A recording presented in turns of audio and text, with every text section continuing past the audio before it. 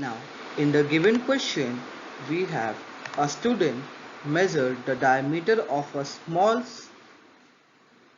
steel ball using a screw gauge of least count 0.001 centimeter.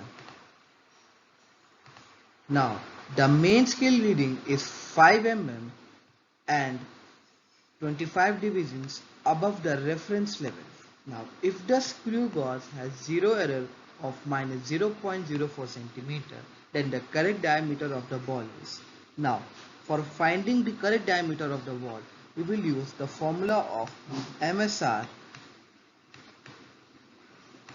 plus CST